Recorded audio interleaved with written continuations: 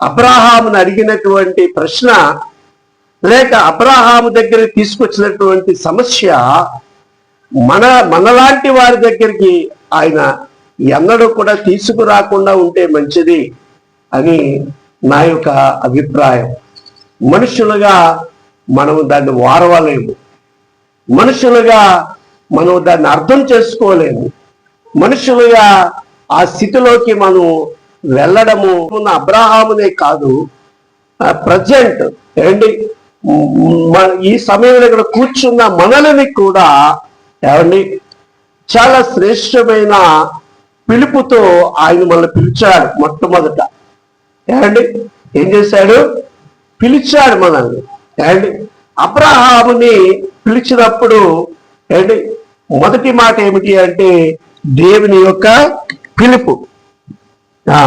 22వ అధ్యాయములో ఏమండి దేవుడు ఏమండి అబ్రాహామా అని పిలవగా, అబ్రాహామా అని పిలవగా, ఈ పిలుపుకి బాగా అలవాటు పడిన వాడు అబ్రాహాము.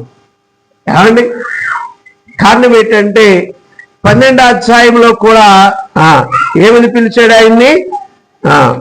ఏమన్నాడు చూడండి ఒక్కసారి. 12వ అధ్యాయము ఆది కాండము 12వ అధ్యాయంలో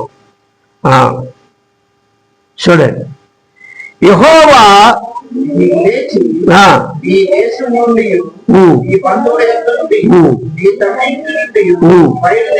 బయలుదేరి చాలు చాలు నాన్న చాలు. యెహోవా నీవు లేచి ఏమండి నీవు లేచి, అక్కడ ఇంకా మనకి 12వ అధ్యాయంలో పిలిచాడు అంటారు కానీ వాస్తవానికి 11వ అధ్యాయంలో పిలిచాడు ఆయన. 11వ అధ్యాయంలో పిలిచాడు ఆయన. 31వ వచనం చదవండి ఒకసారి. చూడండి, తేరాహు తన కుమారుడగు అబ్రాహామును అనగా లోతును కుమారుడగు భార్య అయిన సారాయి అను తన కోడలని తీసుకొని కనాను వెళ్ళుటకు కల్దీలను ఊరు పట్టణములో నుండి చూడండి వారితో కూడా బయలుదేరి. ఎప్పుడు బయలుదేరాడు? 11వ అధ్యాయంలోనే బయలుదేరాడు. కాబట్టి దేవుని యొక్క సన్నిధిలో ప్రియులారా, చాలా మంది 12వ అధ్యాయంలో బయలుదేరారు అనుకుంటా, కానీ అబ్రాహాముని 11వ అధ్యాయంలోనే పిలిచాడు, 11వ అధ్యాయంలోనే బయలుదేరాడు. కానీ తన తండ్రి యొక్క అనారోగ్యం బట్టి హారానులో కొద్ది దినాలు ఏమైపోయాడు? ఆయన ఉండిపోయాడు. కాబట్టి హారానులో తన తండ్రి చనిపోయాక ఆ కార్యక్రమాలన్నీ కూడా ముగించుకొని ఆయన ఏమండి అప్పుడు మరలా ఆయన అన్నాడు, యెహోవా నీవు లేచి, చాలు ఇక్కడ ఉన్నది, ఇంకా కార్యక్రమం అయిపోయింది కాబట్టి నువ్వు బయలుదేరి లేచి అని మరలా ఆయన్ని ఏ పిలుపు అయితే పిలిచాడో ఆ పిలుపుని బట్టి మరలా ఆయన పిలిచి అప్పుడు ఇలా చెప్తున్నాడు. ఏం చెప్తున్నాడంటే, నాయన అబ్రాహామా, నా పిలుపుని నువ్వు సరిగా అర్థం చేసుకొని నువ్వేం చేయంటే, ఇదిగో నీవు లేచి నీ దేశము నుండి ఏమన్నాడు? మొదట నీ దేశాన్ని నువ్వు విడిచిపెట్టాలి, నీ ఉన్న స్థలాన్ని విడిచిపెట్టాలి. రెండవదిగా నీ బంధువుల యొద్ద నుండి. అందుగురించే ప్రియులారా, ఈ అధ్యాయాన్ని చదవడానికి నేను కొద్దిగా ఎందుకు తటపటాయించానంటే, ఇలాంటి విషయాలు కొద్దిగా మనల్ని గాయపరుస్తాయి, ఇలాంటి విషయాలు కొద్దిగా మనల్ని నొప్పిస్తాయి కదా. కానీ దేవుని సన్నిధిలో మరి సర్వభూమికి ఈ రోజున కేవలము కల్దీల ఊరనేటువంటి ప్రాంతానికి మాత్రమే చెందినవాడు అబ్రాహాం అయితే, ఒకవేళ వదలలేకపోయి ఉంటే కేవలము ఆ పట్టణంలో మంచి పేరు తెచ్చుకునేవాడేమో ఒకవేళ. కానీ ఈరోజు ప్రపంచానికి ఆయన ఎవరు? దేవుని స్తోత్రం చెప్తారా? విడుచుట వలన ఆయన అంటాడు కదా, నమ్ముట వలన దేవుని మహిమను ఇచ్చాడు. అబ్రహాము యెహోవాను నమ్మెను, అండర్లైన్ చేయండి. అబ్రహాము యెహోవాను. ఈ రోజున కూర్చున్నటువంటి మనము కూడా చెడ్డవారికి సూర్యరశ్మిని ఇచ్చే దేవుడు ఆయన. మంచివారికి మరణ హోమాలు చేసేవారికి కూడా చల్లని వర్షాన్ని కురిపించే దేవుడు ఆయన. ఆయన అందరినీ ఏకరీతిగా ప్రేమిస్తూ ఉన్నాడు. కానీ తన కోసము కొందరిని లోకారు అనేకులు ఆయన వైపు ఆకర్షిస్తారో వారు ఆకాశ మండలంలో ప్రకాశించు. ఆయన భూమి మీద మనుషులు అనలేదు, ఆయన ఏమన్నారు? నక్షత్రాలు ప్రత్యేకమైనవి, అవి కాంతివంతమైనవి, ఏమండి అవి నెలలుగాను దినములుగాను మాసములుగా సంవత్సరాలుగా ఏమండి అనేకులకి సూచనలు ఇచ్చేవి, చక్కగా మానవుల్ని నడిపించేవేవి. అవి చాలా ప్రత్యేకమైనవి. కానీ ఈరోజు ఇక్కడ కూర్చున్న నీవు నేను ఏమండి లోకస్తులతో సమానంగా అనుకుని కనుక నువ్వు ఒకవేళ ఇక్కడ వచ్చి ఉంటే ఏమండి నీ రాక వ్యర్థము, నీ ఆలోచన వ్యర్థము, నీ భక్తి కూడా వ్యర్థమే. కారణం ఏంటంటే నీవు ప్రత్యేకమైన దానివి. అందుకని దేవుని దగ్గరకు వచ్చేటప్పుడు దేవుని సన్నిధిలో పేతురు గారు ఇలా చెప్పాడు. అపోస్తుల కార్యాలు 2:39 ఆయన ఇలా చెప్పాడు. ఏమని చెప్పాడు అంటే, అపోస్తుల కార్యాలు ఈ వాగ్దానము మీకును మీ పిల్లలకు దూరస్తులందరికీ అనగా ప్రభువైన మన దేవుడు 40 వచ్చిన చదువున్నాను. 40 ఇంకను అనేక విధములైన మాటలతో సాక్ష్యమిచ్చి చూడండి మీరు మూర్ఖులకు అంటే ఇక్కడ అర్థం ఏంటి? వంకర మాటలు వంకర మార్గాల్లో నడిచే ఈ మనుషులకు వేరువై, వంకరి మాటలు వంకర మార్గాలతో నిండిపోయిన ఈ లోకస్తులకు వేరే సపరేషన్. మీరు ప్రత్యేకించబడిన వారు. రాళ్ల నుండి వజ్రాలు రత్నాలు ఎలా ప్రత్యేకించబడతాయో ప్రియులారా, మనము కూడా రాళ్లలోంచి వచ్చిన వారమే, కానీ ప్రభు మనల్ని రత్నాలుగా మార్చిన వాడు. దేవునికి స్తోత్రం. నీ విలువ వేరు, నీ స్థానము వేరు, నీ ప్రత్యేకత అవి రాళ్లే, కానీ వాటిని ఏమన్నారంటే రత్నాలు అన్నారు. అండ్ అవి కూడా రాళ్లే, కానీ వాటి ఖరీదు చాలా ఉన్నతమైన ఖరీదు. కాబట్టి మనము రత్నాలు లాంటి వారము కాబట్టి ఆయన విలువ పెట్టి కొన్నాడంట. దేవునికి స్తోత్రం. ఏం పెట్టుకున్నాడు? విలువ పెట్టి కొన్నాడు. నీవు రాళ్లలో రత్నము వంటి దానవు, నీవు ప్రత్యేకించబడిన దానవు, ప్రత్యేకించబడిన వాడవు. కాబట్టి నేను నిన్ను పిలుచుకున్నాను.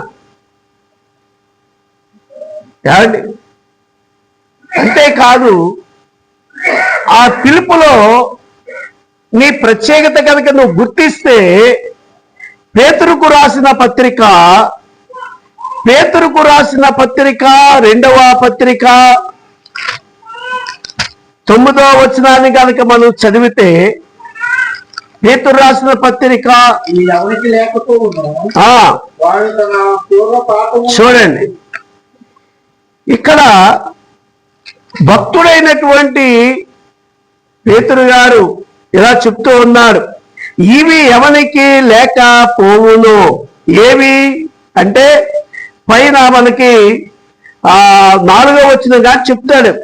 ఏమంటాడంటే ఆ మహిమ గుణాతిశయములను బట్టి చూడండి ఆయన మనకు అమూల్యములను అత్యధికముల వాగ్దానములు అనుగ్రహించి ఉన్నాడు.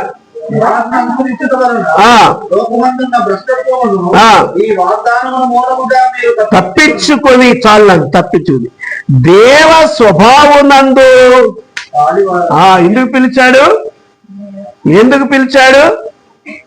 ఎందుకు ప్రత్యేకపరిచాడు? ఎందుకు మన ప్రత్యేకమైన వ్యక్తులోనే అంటున్నాడు అంటే దేవ స్వభావనందు పాలివారమై. ఎవరినందు? దేవ స్వభావమునందు అంటే క్రీస్తు యేసు వలె ఉండుటకు. దేవ కుమారుడైన క్రీస్తు యేసు వలె ఉండుటకు మనల్ని పిలిచాడు. మన పిలుపులో ఉన్న అంతరార్థం అది, మన పిలుపులో ఉన్న ప్రత్యేకత అది, మన పిలుపులో ఉన్న ఏర్పాటు అది. కానీ ఈ సత్యాసత్యములను చాలా మంది గ్రహించకుండానే దేవుని మందిరానికి వచ్చేస్తా. అదేదో ద్రాక్షరసం అంట, అదేంటో ఒక అట్టుముక్కే కదా చిన్న అని అందులో చేయి వేసి చాలా మంది చచ్చిపోతున్నారు ఈ మధ్యన. భయంకర రోగగ్రస్తులు అయిపోతారు. కారణం ఏమిటి అంటే అది ఎవరి కోసము నిర్మితమైనది, అది ఎవరి కోసము ఏర్పాటు చేయబడినది, అది ఎవరి కోసము ప్రత్యేకించబడినది, అది ఎవరి కోసము సిద్ధపరచబడమైనది అనేది ఆలోచించకుండా అందుగురించే వాళ్ళు ఇవి ఎవరికి లేకపోవును అంటే ఈ జ్ఞానము దైవ సంబంధమైన దేవ స్వభావములో పాలివారు అవుటకు దేవుడు నన్ను పిలిచాడు. దేవుని యొక్క స్వభావములో, దేవుని యొక్క పరిశుద్ధతలో, దేవుని యొక్క నీతిలో, దేవుని యొక్క న్యాయములో, దేవుని యొక్క ఆలోచనలలో, దేవుని యొక్క ప్రేమలో, దేవుని యొక్క ఆదరణలో, ఈ స్వభావములన్నిటిలో కూడా నేను పాలివాడిని అనేటువంటి ఆలోచన ఎవరైతే మర్చిపోతారో వారి పాపములకు శుద్ధి కలిగించినటువంటి విషయాన్ని కూడా వాళ్ళు మర్చిపోతారు. ఇలాంటి క్రైస్తవులు ఈ రోజున కోకులుగా ప్రపంచంలో ఉన్నారండి. పని అని ఎవడైతే స్ట్రాంగ్ గా తమ విశ్వాసాన్ని పట్టుకొని నిలవబడతాడో దేవ స్వభావములో పాలివారై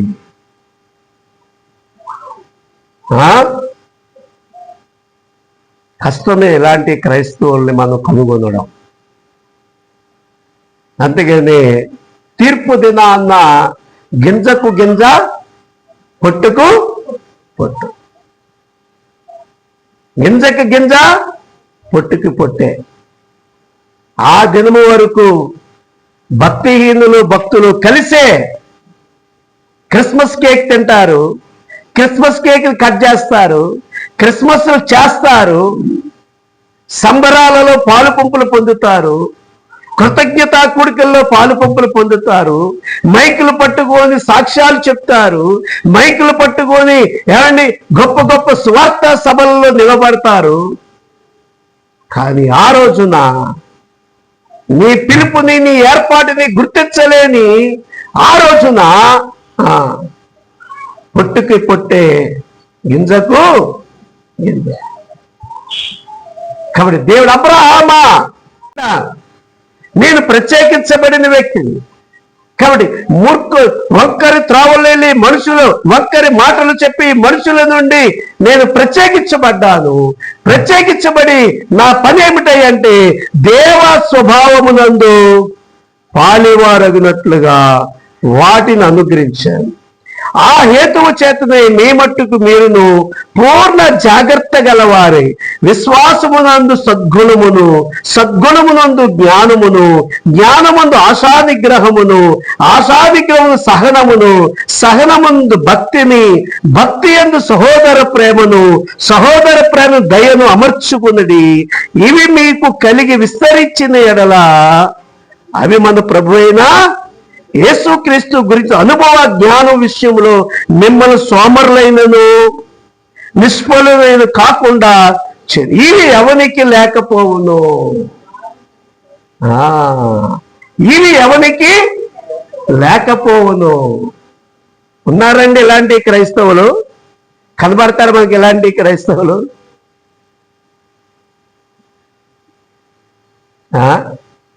అందుగురించే ఆదికాండం 22వ అధ్యాయాన్ని నేను ఎందుకు దాటివేయాలనుకున్నానంటే, ఈ విషయాలన్నీ కూడా నా ముందుకి అవి వస్తూ ఉన్నప్పుడు కొద్దిగా మనసుకి కష్టం అనిపించింది. ఈ రోజున ఎవరైతే బంగారపు సింహాసనాల మీద కూర్చున్నారో వాళ్ళందరూ కూడా ఒక దినాన్న పిల్లారా ఆ నిత్య నరకాగ్నికి వెళ్ళిపోవలసిన ఆవశ్యకత ఎంతైంది. కాబట్టి దేవుని యొక్క సన్నిధిలో ప్రియులారా చాలా చాలా చాలా చాలా భయంకరమైనటువంటి పరిస్థితులు ఏమండి ఈ లోకస్తులకి ఉన్నాయి. అదే రీతిగా దేవుని కొరకు సపరేట్ అయ్యేటువంటి పరిస్థితులు కూడా చాలా మట్టికి ఉన్నాయి. కాబట్టి ఎవరి యందైతే ఈ యొక్క దేవ స్వభావములు పాలువారు అవడానికి అవసరమైన విశ్వాసము, సద్గుణము, జ్ఞానము, ఆశానిగ్రహము, భక్తి, దయ, సహోదర ప్రేమ ఇవేవి కూడా నేర్చుకోకుండా ఉంటారో వారు ఏమి మర్చిపోయారు అంటే ఏమండి వాడు తన పూర్వ పాపములు శుద్ధి కలిగిన సంగతి కూడా మర్చిపోయి గుడ్డివాడును దూరదృష్టి లేని వాడు నగును.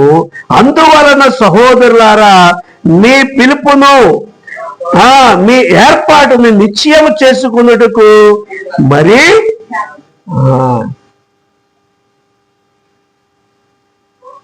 ఎలర్ట్ చేస్తున్నాడు పేతురు గారు. జాగ్రత్త సుమా, డేంజర్ ప్లేస్ లో ఉన్నాం మనం ఉండే స్పాట్ చాలా డేంజర్ కదా. జాగ్రత్త సుమా అని దేవుడు మనల్ని ఎలర్ట్ చేస్తూ ఉన్నాడు. ప్రియులారా ఈ మధ్య వారిని ఎక్కడ మనం దేవుని యొక్క నమ్మకత్వాన్ని కోల్పోతామో, ఎక్కడ విశ్వాసములను జారిపోతున్నామో అని భయముతో వణుకుతో విశ్వాసమును కాపాడుకొనొచ్చు.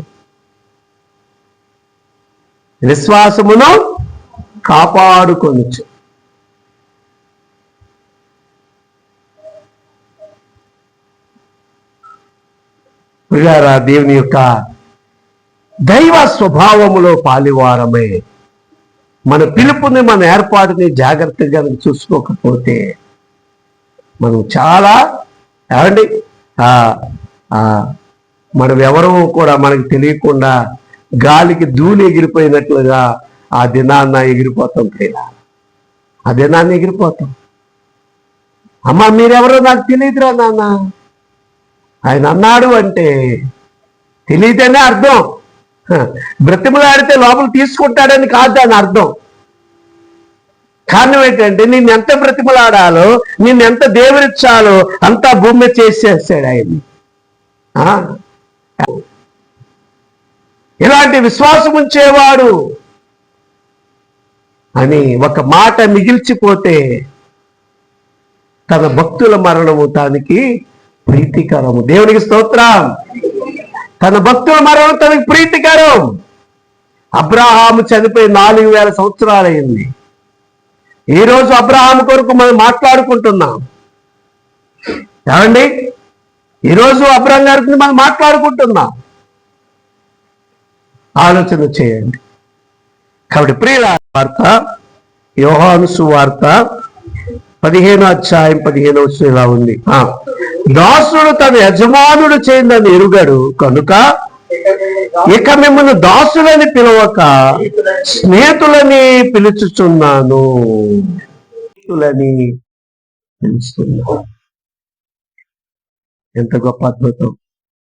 కాబట్టి నిజంగా నువ్వు ఈ రోజు నా దేవుని స్నేహితురాలివి, దేవుని స్నేహితుడు అయితే ఆయన రక్తములో ఆయన శరీరంలో చేవేసే నీ జీవితము పిలుపును గుర్తించే జీవితమై ఉంటుంది. దేవుని ప్రేమించే జీవితమై ఉంటుంది. దేవునితో సహవాసము కలిగిన జీవితమై ఉంటుంది. దేవుణ్ణి చూపించే జీవితమై ఉంటుంది. కాబట్టి ఆయన అంటున్నాడు, నేను మిమ్మల్ని దాసులని పిలవక నా స్నేహితులని పిలుస్తున్నాను.